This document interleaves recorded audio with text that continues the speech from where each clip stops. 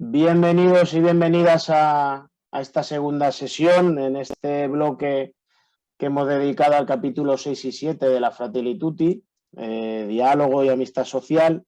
La anterior sesión nos la brindó Raúl Flores, que nos desgranó un poco los datos del informe FOESA y un poco era para presentarnos cómo estaba la realidad y dentro de esa realidad entender también la crispación que hay en el ambiente, esa situación de hostilidad, pues bueno, un poco nos brindó esos datos del estudio. Y hoy os presento a Sonia Olea. Tenía muchas cosas, no sé exactamente cómo presentarte, te voy a presentar como viene en el cartel y tú ya si quieres cuando te presentes pues dices más cosas, que es abogada del grupo de apoyo jurídico del equipo de incidencia de Cáritas Española, además de otras muchas más cosas. Y entonces hoy ella nos va a aterrizar en esos caminos de reencuentro, ¿no? En el capítulo 7, para ver de qué manera nosotros como cristianos y a la luz de la doctrina social de la Iglesia podemos crear esos caminos de encuentro y un poco acabar con esa crispación. Traigo el dato que ayer o antes de ayer, no recuerdo bien, publicaba el INE, donde decía aproximadamente el 98% de los españoles les preocupaba la crispación, la alta crispación política que hay en el ambiente, ¿no? Y entonces, bueno, yo ya me callo y le doy paso a Sonia agradeciéndole mucho su presencia. Pues muy buenas tardes, muchas gracias a todos y a todas. Igual que Raúl, somos de Cáritas Española, pero somos de la diócesis de Getafe, de Leganés. Y bueno, pues también que lo sepáis, que yo creo que eso también nos conecta de haber vivido en muchos casos pues muchas realidades de manera conjunta y que nos acerca. Me ha tocado compartir con vosotros y con vosotras, yo creo que el capítulo más difícil de la Fratelli Tutti. Sin duda un capítulo muy complicado para las personas que hemos trabajado en procesos de memoria histórica y en procesos de vulneración grave de derechos humanos.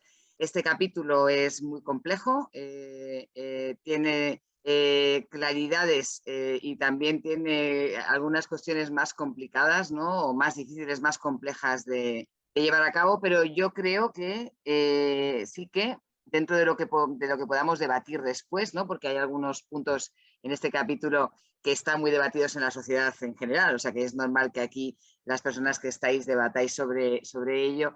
Creo que sí que aporta como claves, ¿no? A mí lo que más me gusta en general de Francisco, que es un gran pastor, es que nos da claves, ¿no? Y que luego nosotros y nosotras somos los que tenemos que hacer nuestro discernimiento. Tiene que decir de manera clarísima y evidente lo que tenemos que hacer, sino que nos da luego claves para nosotros hacer.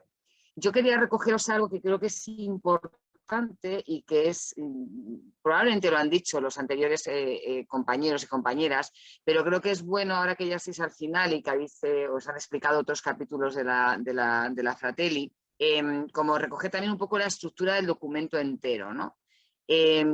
Como en ese capítulo primero es el capítulo que sería el gran ver, ¿no? Que es el que nos dice cómo está el patio, y el patio desde luego no está nada bien y además está conectadamente nada bien. Es decir, que yo acabo de estar ahora en Nueva York y en Washington acompañando a la Red Eclesial Panamazónica, acompañando a su presidenta, el cardenal Barreto, a su vicepresidente, que es un obispo español, Rafael Pop, y a otras personas de la red. Hemos estado ante Naciones Unidas, que por cierto el Papa en esta encíclica habla muy bien y todo el tiempo de Naciones Unidas, y hemos estado en la Comisión Interamericana de Derechos Humanos y hemos visto que, bueno, con otros nombres, de otras maneras, pero la situación de injusticia, de miedo y de mentira, de no verdad societaria o en la sociedad, es una cosa que ahora mismo está en el mundo entero, es algo que es mundial, ¿no? Este primer capítulo de la Fratelli nos nos da esa parte del ver. Luego ese capítulo 2, ese capítulo 3, ese capítulo 4 son sobre todo la parte del juzgar, ¿no? Donde nos dan dos columnas clarísimas, ¿no? Francisco nos da dos columnas que ya nos la han venido dando anteriormente en todas las universidades de la Iglesia, desde la primera encíclica en el siglo XIX, obviamente elevado a la octava potencia con el Concilio Vaticano II y por supuesto con Pablo VI, ¿no? que lo saca de Europa y que lo lleva a otros territorios, que lo lleva al desarrollo en toda la humanidad, no solamente a los del primer mundo, ¿no?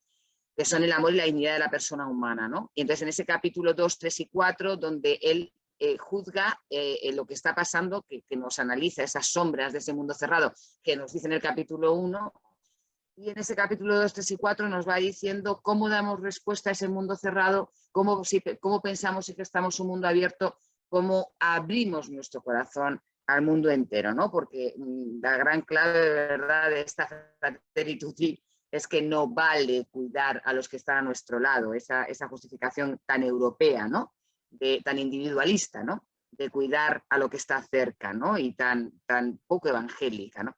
Y luego ya, que es donde se enmarca este capítulo 7, viene la parte del actuar, ¿vale? ¿Y ahora qué, no? Ahora que tenemos claro cómo están las cosas, que tenemos claro que el amor y la dignidad de la persona humana son las líneas con las que tenemos que jugar para que ese mundo cerrado se convierta en abierto, él nos dice, ¿y cómo se hace esto, no? Nos hace una propuesta política clarísima en el capítulo 5, que os la explicaron muy bien, desde Madrid, ¿no? desde la diócesis de Madrid, y una propuesta cultural que el otro día explicó muy bien de cambio social, ¿no? de vecindad, de barrio, de comunidad, que os lo explicó muy bien mi compañero Raúl la semana pasada. También el capítulo de hoy y el próximo, el capítulo 8, siguen en esa línea de esto es lo que, o estas son las claves que podrían servirnos para el actuar, ¿no? Como digo, hoy el capítulo difícil, ante este mundo cerrado, ante esta dificultad, ante esta situación, ante estas políticas y políticos que tenemos, ante estas ciudadanías que están votando como votan, ante esta manera de relacionarnos con las redes sociales, con la mentira, con el lanza la piedra y ya veremos cómo termina, no importa que hagas daño. Ante todo esto, la propuesta es el perdón, ¿no? Luego analizaremos qué es eso y qué propuestas nos hace Francisco con eso del perdón. Y termina con un llamamiento sustancial a algo muy concreto y es las religiones todas tienen que estar unidas, no podemos pelear por cuánta gente nos sigue, ¿no? Igual que en Naciones Unidas él lo plantea como una respuesta política a la situación que vive el mundo, que además estamos ahora con una guerra en Europa, pero sabéis que tenemos muchas guerras en otros lugares del mundo, pero como no son europeos, no salen en la televisión, ¿no? En esta situación que tenemos ahora, las religiones no pueden seguir peleándose. Hoy más que nunca, las religiones tienen que estar al servicio de la fraternidad. Os voy a decir ahora algo que os voy a decir al terminar y que para mí es fundamental que os quedara de hoy, ¿no? Y al final la propuesta se resume en tres palabras que van unidas y que no nos valen y no pueden existir de manera separada, que son paz, justicia y misericordia. Vamos a ver después, con algunas palabras que hemos ido buscando de este capítulo 7 de este documento, vamos a ir viendo después que hay otras palabras que también van a ser potentes, que nos quedemos con ella, pero que estas tres son las líneas transversales del capítulo 7. Un mundo de paz, un mundo de justicia, un mundo de misericordia. Y vamos a ver que no puede haber perdón sin justicia. Una parte del perdón es la justicia y la reparación a las víctimas, ¿no? Eso luego lo vamos a trasladar a nuestra sociedad. Las personas que estamos aquí, que trabajamos en Cáritas, sabemos que hay muchas personas que están siendo dañadas cada día en su dignidad, en su ser hijos e hijas de Dios. Y tiene que haber justicia para esa situación y tiene que haber acceso a una vida digna y a unos derechos humanos. Lo dice el Papa durante toda la encíclica, y incluso en este capítulo 7 vuelve a repetirlo en uno de sus números, vuelve a decir que tenemos que tener muy clarito que hay una opción preferencial, sin duda alguna, por las personas empobrecidas, por las personas descartadas, invisibilizadas, excluidas, y todos los invisibles, todos los nombres que queramos poner, pero que sabéis muy bien porque lo veis en todos los municipios de la zona sur todos los días. Quería haceros esta introducción, que yo creo que marca como el global, ya podíamos cerrar esto, pero ahora vamos a profundizar un poco en qué claves nos da, ¿no? Ante esa situación que el otro día veíamos. Yo tengo la suertaza de, además de estar en la incidencia política, participar en la investigación, y dentro del informe FOESA me toca llevar la parte de vivienda. El informe FOESA, el capítulo 18, que es el que habla de la vivienda. Me imagino que el otro día Raúl os daría algún dato sobre vivienda, pues esos me ha tocado a mí trabajarlos e investigarlos, ¿no? Entonces, bueno, sabemos el dolor de la gente cuando es desahuciada, y también las propuestas que aquí Francisco da para cuando una persona vive el dolor de un desahucio, cómo tiene que perdonar, cómo tiene que aprender a perdonar. Pero cuidado con eso, que no vale coger esto, luego lo iremos viendo. No es un perdón infantil, es un perdón maduro, es el perdón del Evangelio de Jesús, es el perdón que perdona porque la otra persona va a cambiar y va a dejar de dañar. Aquí vamos a ver después que misericordia no es tirar un perdón al vacío. Misericordia es ayudar a los demás a aprender y a ver reflejado el rostro de Dios en cada uno de ellos, y eso no significa dejarlo pasar todo, ¿no? Probablemente las personas que hemos trabajado más en temas de vulneraciones del derecho a la vida, en mi caso en Chile, y ahora en la Amazonía, ¿no? Donde hace 2 semanas, mientras estábamos en Nueva York, violaron salvajemente a una niña de 12 años y la mataron de la etnia Yanomami en Brasil.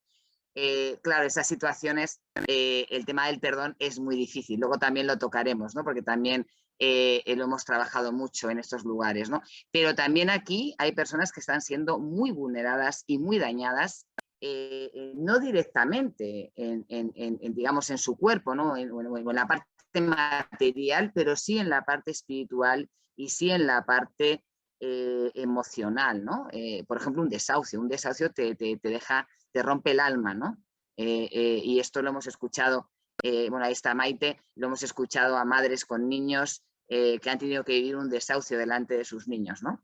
Y han tenido esos niños que han gritado mientras agarraban sus juguetes, etcétera, ¿no? Eso, evidentemente, no vamos a hacer aquí una comparativa de qué duele más, pero que duele, duele, ¿no? Y también aquí Francisco, aunque todo el capítulo 7, si lo leemos, vamos a ver que todos los ejemplos que nos pone Francisco van relacionados con el tema más habitual de la memoria histórica, de la guerra, de la violación sexual de mujeres, tema de niños, niñas y adolescentes, pero por favor tengamos la capacidad de trasladar todo eso a la realidad que tenemos en la diócesis de Getafe, a la realidad que tenemos de vulneración de derechos en la diócesis de Getafe, al derecho al empleo. Aquí tendría mucho que decir nuestro delegado de Pastoral Obrera, a la vulneración del derecho al empleo, y cómo eso te daña la mente, te daña el corazón, te daña el alma, ¿no? El tener que trabajar constantemente sin dignidad, ¿no? Un día, otro día, otro día, otro día. Pero bueno,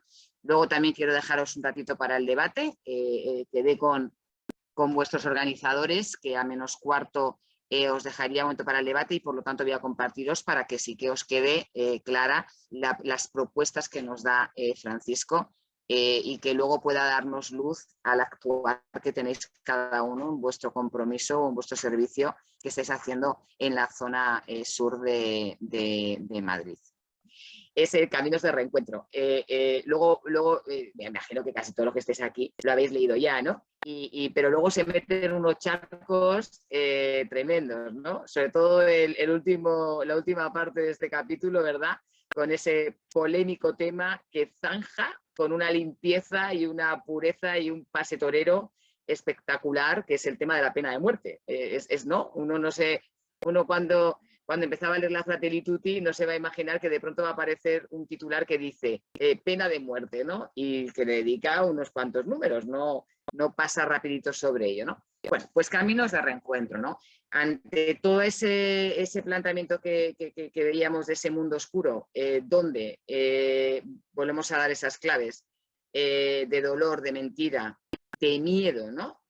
Cuando hacemos diagnóstico de lo que está pasando y de por qué cuando hay actos, manifestaciones, momentos de formación, momentos de pensar, hay muy poca gente, es que el miedo nos tiene atorados, ¿no? Nos tiene totalmente conmocionados, ¿no? Tenemos miedo a perder lo que tenemos. Lo que tenemos ha costado mucho tenerlo. Yo soy la primera universitaria de mi familia, por lo tanto sé lo que cuesta. Yo les digo a mis hijos siempre que soy una abogada de la clase obrera, que no nos olvidemos de esto. Que si yo hubiera nacido en otra época, hubiera sido lo que mi madre, operaria, o lo que mis tías mayores, empleadas de hogar en Madrid. Esa era la realidad de mi familia, en mi pueblo, y eso no hay que olvidarlo.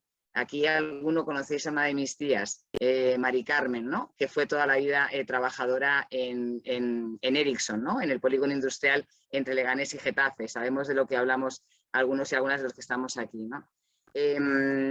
Bueno, pues todas esas realidades de dolor, todas esas realidades que se están viviendo, ¿no? Y nos viene con este capítulo 7 a decirnos, hay que trabajar por el reencuentro.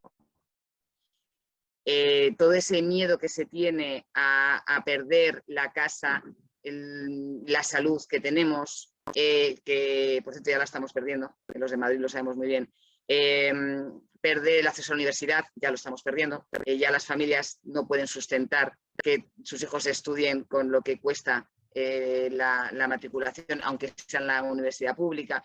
Todo ese miedo que tenemos a tantas cosas que, por cierto, ya estamos perdiendo, creo que nos hace tener todavía más miedo, ¿no? Y volver a aquellos tiempos en los que, bueno, pues el acceso a los derechos era solamente para una parte muy pequeña de la sociedad, que es lo que pasa en la gran parte del mundo, ¿no? En América Latina, en Centroamérica, en Estados Unidos, por supuesto en África, por supuesto en Asia, ¿no? Entonces, bueno, él nos propone, él da algunas claves de lo que considera que tendría que ser el cómo reencontrarnos ante quien nos produce el miedo, ante quien nos causa el dolor, ante quien nos miente, y ante nosotros mismos, porque también nosotros mismos y nosotras mismas producimos miedo. El tema de mentir, ¿no? A veces viene provocado por no decir la verdad. A lo mejor no es activo, no es activa nuestra mentira, pero es muy pasiva, ¿no? Entonces estamos ahí colaborando. Bueno, este es el marco, ¿no? Ante ese mundo oscuro. Cómo reaccionamos, ¿no? O sea, bueno, retomo las tres palabras, ¿os acordáis? Paz, justicia y misericordia. ¿Por qué paz? Porque lo que tiene clarísimo Francisco, y él viene de una historia personal, lo sabéis muy bien, viene de un país que sufrió graves violencias y graves violaciones de derechos humanos, Argentina, con una dictadura militar terrible, y él dice claramente, el camino no es la violencia. Él lo ha experimentado, lo ha vivido, ha tenido muy cerca a Paraguay con la dictadura de Stroessner, Chile con la dictadura de Pinochet, Brasil, incluso en Uruguay. Él lo ha visto cómo ha habido guerrillas, ha visto cómo se ha intentado luchar contra ese daño causado por parte del Estado, esa violencia de Estado, y lo dice desde el minuto cero. La violencia no es el camino. También, si lo trasladamos a nuestra sociedad, nos está diciendo también que los caminos que tenemos que tomar no son los de la violencia. ¿Qué os voy a contar a vosotros y a vosotras del nivel que tenemos de violencia? Si tenemos un Congreso de los Diputados y de las Diputadas, donde escuchamos un lenguaje absolutamente violento, casi insultante, ¿verdad?, hacia la dignidad de la persona. Nos caiga bien, nos caiga peor, hayamos votado, sabemos que tenemos un nivel hoy en día que reja viviendo en otros muchos lugares, ¿no? Tenemos clarísimo que nos manejamos en unos niveles de violencia muy, muy altos en la relación personal, en la relación familiar, en la relación comunitaria de vecinos, ¿no? Primera clave, entonces, ¿cuál?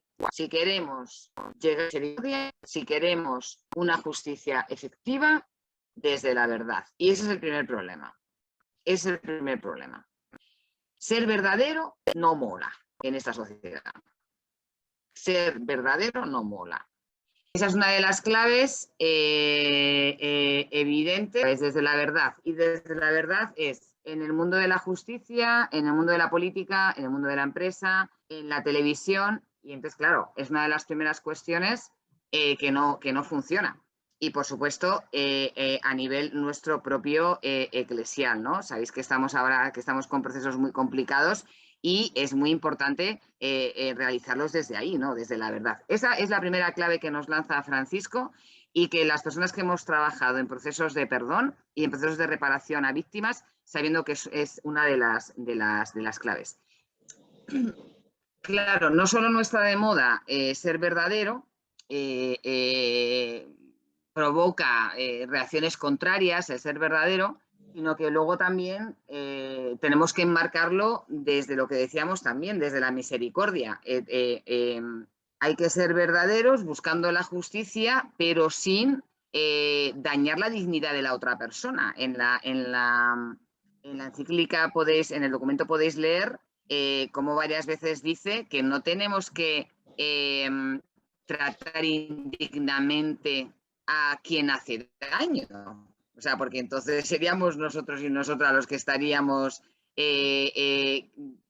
cayendo en lo mismo y ha pasado, ¿no? Habla mucho del tema de la venganza. Entonces, a la hora, por ejemplo, de acompañar a personas en situación de pobreza y exclusión, es un tema que también, igual que trabajamos que la situación es estructural y sacamos de que la persona no tiene la culpa de perder una vivienda o no tiene la culpa directa de no tener un empleo digno, también tenemos que ser capaces de ver a la persona que causa el daño, que puede ser el dueño de una vivienda que inicia un proceso de desalojo o que puede ser una persona empresaria. También tenemos que situar esas personas que causan el daño también dentro de lo estructural. Eso es muy importante, ¿no? Y no individualizar. Aquí el tema de la casa común es muy importante. El tema de lo estructural es muy importante. Bueno, aquí también él nos dice, pues son los políticos y las políticas, ¿no? Pero lo que nos interesa es la paz, ¿no? Claro, aquí volvemos a lo mismo. Esto a nivel, este tema de artesanos de paz, volvemos a lo de antes. En el papel y mentalmente, todos y todas somos artesanos y artesanas de la paz y cada día por la mañana cuando nos levantamos construimos la paz. Pero si volvemos otra vez al tema de los miedos, al tema de causar daño, al tema del individualismo, al tema de que mi casa, pero no la casa común, o esa moda que durante tantos años hemos tenido y hemos escuchado tantas veces de primero los míos y luego los demás, no estamos construyendo la paz. Aunque pensemos que la estamos construyendo, no estamos construyendo la paz. Entonces, cuidado con eso, que no hablamos de un lema de una pancarta, no hablamos de un lema de una pancarta, sino que hablamos de algo procesual. No se va a construir la paz que tengo que cambiar cuestiones estructurales y cuestiones individuales y cuestiones familiares, de pareja, de barrio, de vecinos. Por ejemplo, la paz solo se puede construir recuperando el vecindario. Os comentaba que en toda la Fratelli, bueno, y obviamente en Evangelii Gaudium, y obviamente en la Laudato Si, y en Querida Amazonía, y en todos los documentos que Francisco nos está regalando, constantemente, no olvidemos que Francisco viene de América Latina, y bueno, pues esa teología de liberación está ahí permanentemente, y esa opción preferencial por los pobres y por las personas descartadas es fundamental, ¿no? Entonces, en esas situaciones de conflicto o en esas situaciones donde se produce dolor, obviamente la persona en el centro y sobre todo por encima de cualquier persona, quien va primero en la lista, digamos, son las personas empobrecidas y las personas descartadas. Esto, bueno, los que leemos con frecuencia lo que el Papa, las declaraciones que hace, las comunicaciones que hace, los tweets que hace, sabemos que esto es una permanente y constante.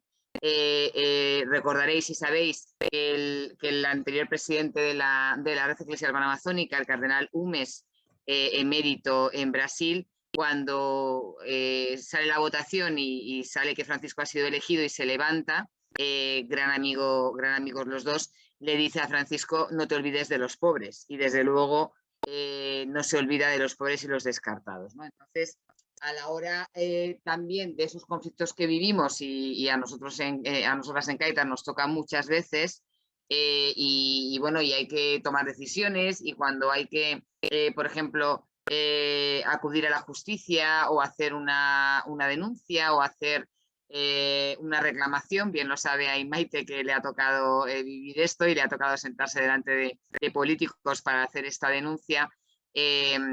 Está en medio las personas empobrecidas y descartadas. Esto es una clave y van delante, ¿no? Entonces, en esa acción de justicia, en esa acción de paz, en esa acción de misericordia, objetivo principal, que las personas empobrecidas y descartadas no vean vulnerados sus derechos humanos, ¿no? Entonces, obviamente, repetíamos al principio, ¿no?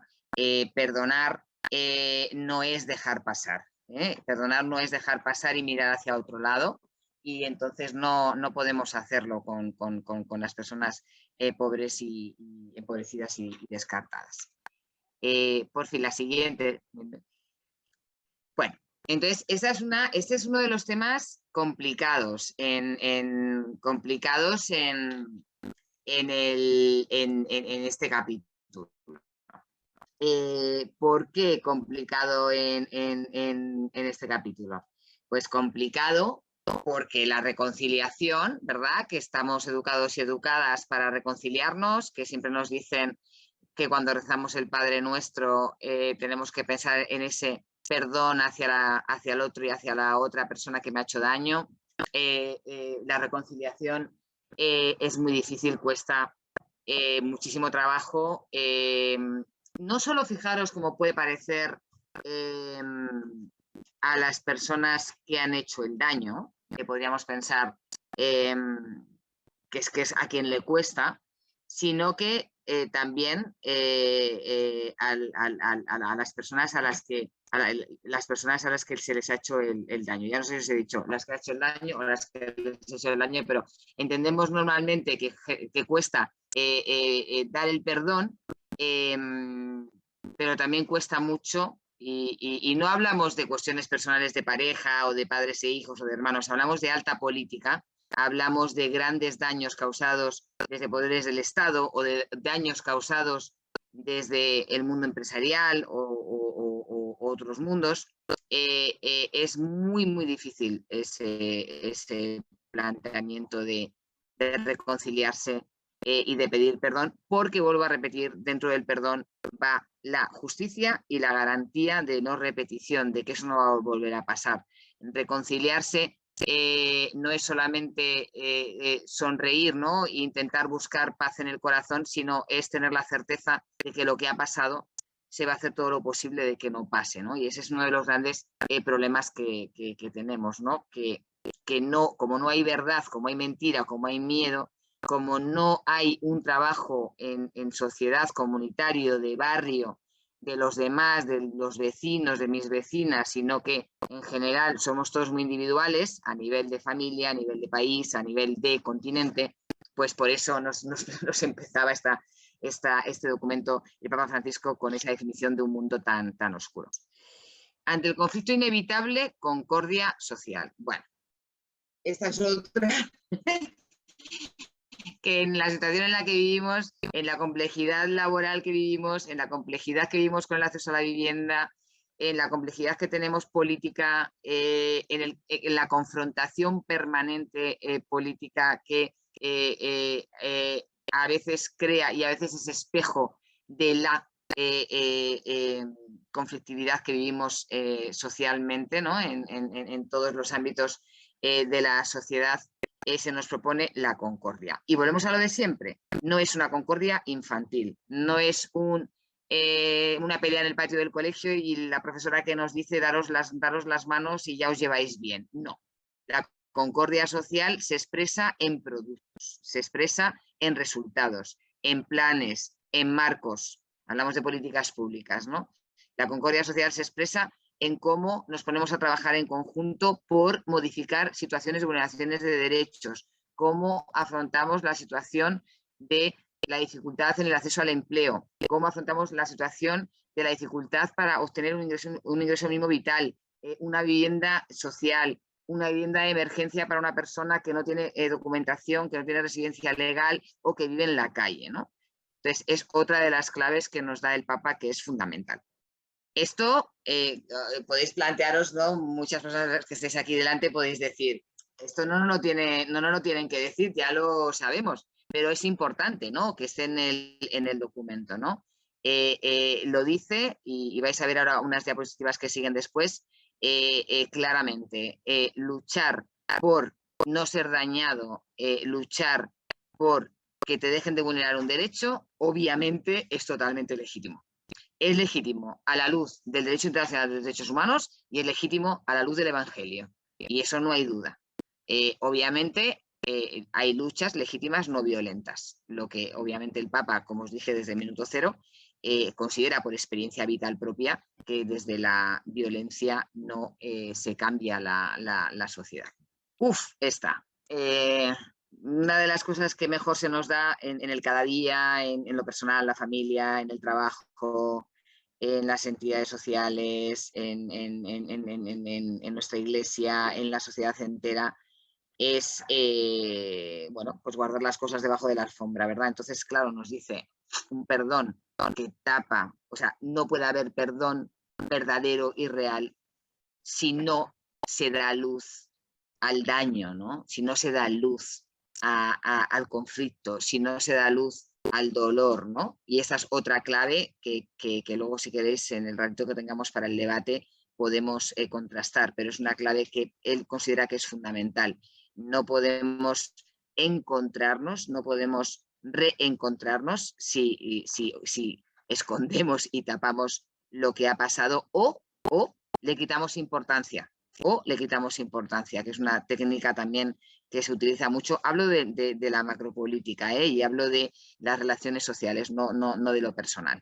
Os decía antes que este capítulo 7 está muy pensado, está hablando de la fraternidad y él es muy consciente de las situaciones tremendas que ha habido de vulneraciones de derechos. Aquí tenéis a estas mujeres guatemaltecas que seguro que todos y todas sabéis lo que han vivido, ¿no? Lo que han vivido en sus hijos, en sus hijas, en ellas mismas, ¿no? Violentadas sexualmente por años, el asesinato de sus parejas, el asesinato de sus hijos, de sus hijas, bueno, esta situación tan tremenda en Guatemala. Entonces, el Papa, es verdad que todos los ejemplos que nos pone van casi todos en relación a estas situaciones y nos dice no puede haber un perdón desmemoriado, ¿no? Porque no es un perdón real, porque entonces no hay una verdadera misericordia, no hay una verdadera justicia. Entonces, otra de las claves, sabemos que hay mucha gente que dice que no hay que tener memoria histórica, pero el Papa nos dice que sí hay que tenerla, que hay que tener memoria histórica, pero no venganza. ¿Os acordáis que lo hemos dicho antes?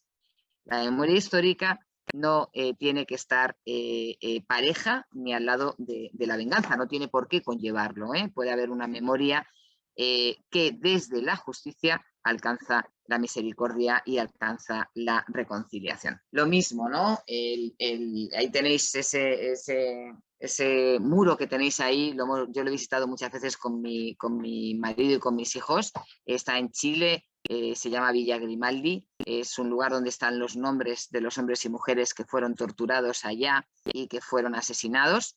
La llave hasta hace muy poco de ese lugar, que ahora se ha convertido en un parque, antes era un lugar de tortura, no, todavía está vivo, os iba a decir que ha fallecido, pero Pepe Aldunate está vivo, tiene ya más de 100 años, el que falleció fue otro sacerdote muy conocido en Chile, Mariano Puga. Aquí todos los Viernes Santos hacíamos un Via Crucis, donde hacemos las estaciones en diferentes lugares donde se había torturado, ¿no? El perdón no es olvidar, perdonar sin olvidar. ¿Por qué? Por una de las claves que hemos dicho antes, porque tenemos que tener la seguridad de que no va a volver a pasar, garantía de no repetición, garantía de que no voy a volver a vivir lo que he vivido en mi situación de desahucio, en mi situación de desprotección, en cómo me he sentido como una persona sin ninguna dignidad. Entonces, veis que va dando claves que a veces escuecen, ¿no? Porque parece como que tenemos otras enseñanzas que nos han dicho, no, tú olvida, ¿no? Y nos está diciendo que no olvidemos. Pero no olvidar no significa ser vengativo, ¿eh? No olvidar es, bueno, sistematizar, recoger, saber qué es lo que ha pasado para intentar crear los mimbres, crear las estructuras para que no pasen otra vez estas situaciones. Por ejemplo, voy a poneros un ejemplo muy práctico. En el año 2008 tuvimos una crisis residencial brutal y hubo cientos de miles de familias desahuciadas, hubo personas que se suicidaron, ¿no?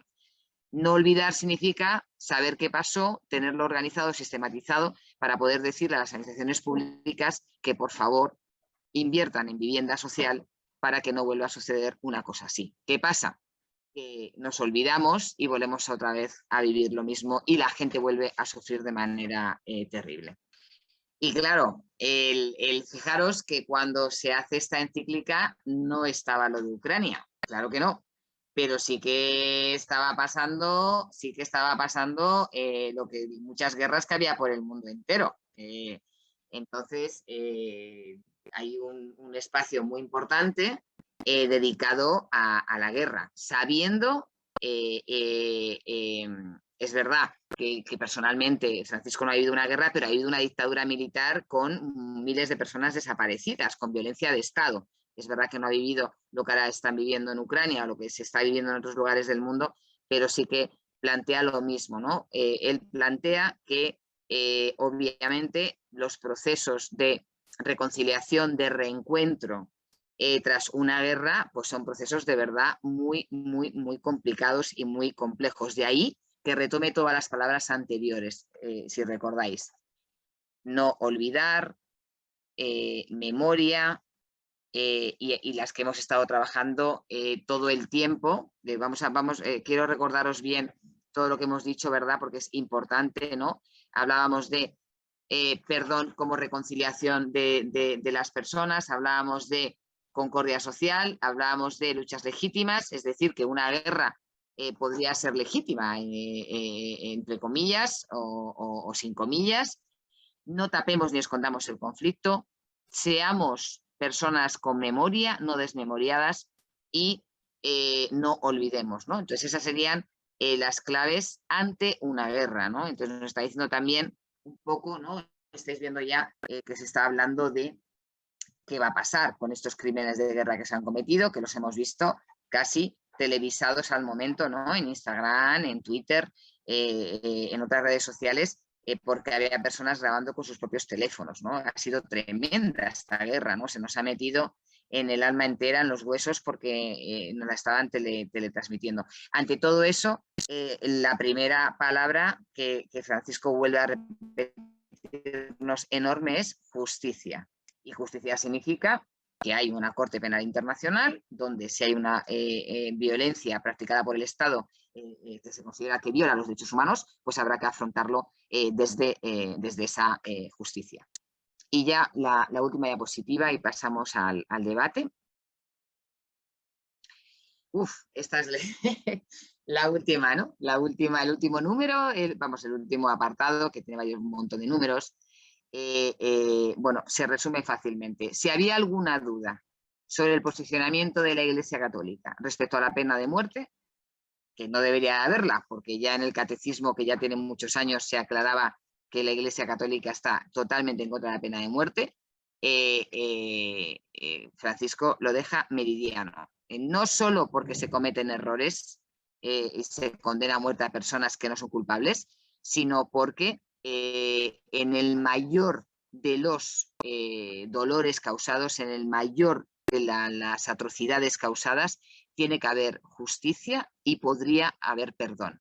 Tiene que haber justicia y podría haber perdón desde todo lo que hemos estado hablando anteriormente. Sí que es verdad que este tema te pilla así como leyendo la encíclica, pero obviamente en este capítulo 7 que habla de los reencuentros, que habla del perdón y que habla de la paz, podríamos hablar de la paz social, ¿verdad? De la paz comunitaria, de la paz de cada uno de nuestros barrios. Encontrarte esto de la pena de muerte, bueno, sorprende, pero yo creo que es muy importante que en un mundo como vivimos hoy, en el que en muchos lugares la pena de muerte es legal y en otros lugares como Europa, donde por supuesto la pena de muerte no es legal, sí que hay algunas personas que plantean la pena de muerte como una posibilidad de, bueno, pues de que se considere en el código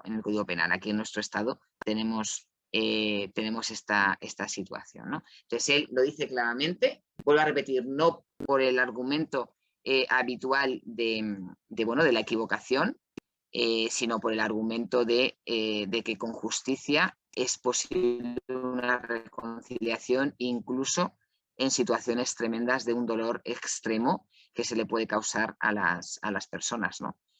Y estas serían las propuestas que, como veis, son muy difíciles, muy complejas, muy estructurales y muy a largo plazo, ¿no? La propuesta que habla aquí de reencuentro traza una línea de trabajo, bueno, pues eso, un capítulo complicado, pero que da pistas muy rotundas y muy claras, ¿no? Y que luego en el cada día, a la hora de hacer políticas públicas y a la hora de diseñar o a la hora de comportarse, ¿os acordáis del capítulo 5, ¿no?